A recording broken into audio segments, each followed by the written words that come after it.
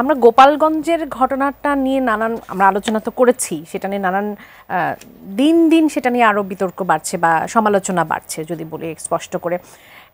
কিছুটা একই ঘটনা আজকে আমরা কক্সবাজারে দেখলাম।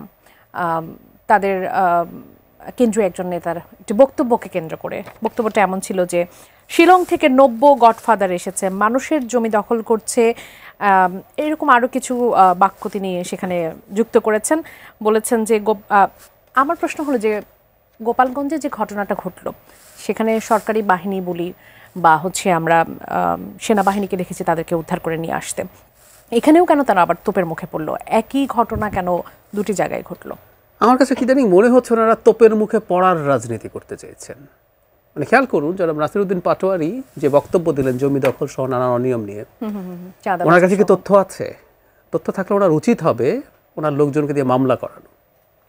জনাব সালাউদ্দিন যদি এত বড় ক্রিমিনাল হয়ে থাকেন, একদম সরাসরি নাম তো বলেননি, আমরা নামটা বলছি, এখানে একটু যোগ করে রাখি, আজকে ওই সময় উনি একটা প্রোগ্রামে ছিলেন, ওই প্রোগ্রামে প্যানেলে আমিও ছিলাম, কিন্তু আমার যাওয়া হয়নি। কিন্তু আমি দেখলাম ওনার বক্তৃতায় অত্যন্ত ম্যাচিওরড ওয়েতে তিনি বিপদ হতে পারে সে কারণে উনি ব্যবস্থা নিচ্ছেন যারা সেফ বেরিয়ে আসতে পারেন। তবে আমি এটুকু বলে রাখি, বিএনপি খুব ভালো হতো, সবচেয়ে ভালো হতো যদি তার কর্মীরা ক্ষুব্ধ হয়ে এই ভাঙচুরটা না করতেন, এটা সবচেয়ে ভালো হতো বলে আমি মনে করি। বিএনপি বড় দল, তার রেসপন্সিবিলিটি বেশি। কিন্তু যে কথাটা বলছিলাম, সে তোপের মুখে পড়ার রাজনীতি করতে চাইছে কেন? আমার দুটো ব্যাখ্যা আছে। আপনাকে তো রেলেভেন্ট থাকতে হবে। আপনি কিভাবে রেলেভেন্ট থাকবেন?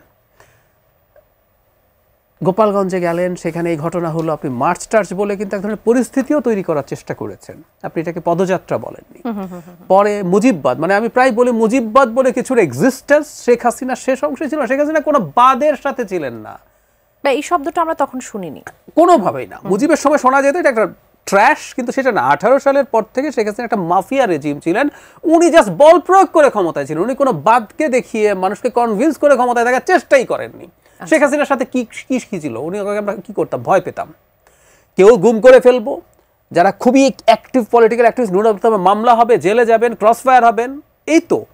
সো আপনার আমি ভয় পেয়েছি তাকে, ও ভয়ের মাধ্যমে, ওর কিসের বাদ আর কিসের কি মুর্দা, মানে মুজিববাদকে রাখা যাবে না বা মুজিববাদের কবর রচনা করা হবে, মুর্দাবাদ করা হবে, মানে এই বিষয়টা আসলে এস্টাবলিশ করার কেন চেষ্টা? আমি আসলে জানি না, খুবই স্টুপিড একটা চিন্তা। আমি স্টুপিড শব্দটা কনসিয়াসলি ব্যবহার করছি, কেউ তাদেরকে শিখিয়ে দিয়েছেন তোমরা এটা বলো, এটা বললে লাভ হবে। আমি খুব অবাক হই। লাভ কি হচ্ছে না, আমি মনে করি না সব পলিটিক্যাল পার্টি লাভ হবে মনে করে কাজ করলেও সবসময় লাভ হয় না, ভুল হয়।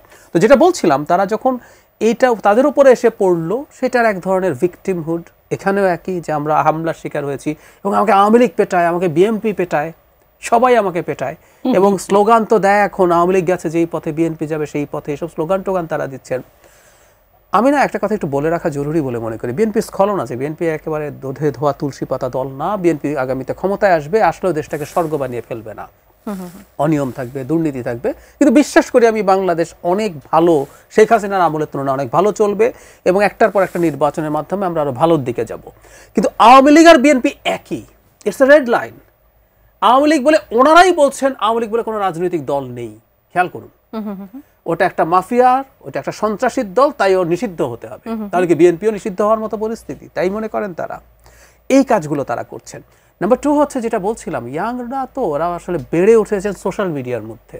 তো সারাক্ষণ সোশ্যাল মিডিয়াতে আজকে কি লাইক কয়টা কম হলো, আজকে কি রিয়াকশন কয়টা কম হলো, তাহলে আমাকে কিছু একটা করতে হবে।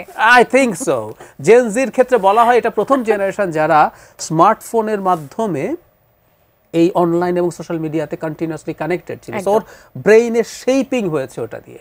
তো আমার কাছে কেন যেন মনে কিছু একটা বলি, ধরুন 300 সিট এনসিপি জিতবে, যেন পাটোয়ারির কথা বলছি, ওনাকে এখন এই সোকল্ড ভাইরাল হওয়ার রোগে পেয়েছে মনে হয় আমার, 300 সিট এনসিপি জিতবে, বা বিএনপি 50 থেকে 100টা সিট সর্বোচ্চ পাবে, এই ধরনের কথাবার্তা বলা, এইটা আপনাকে এক ধরনের সুবিধা দেয়, এক ধরনের আনন্দ দেয়, এটার একটা কারণ হয়ে থাকতে পারে বলে মনে হয়।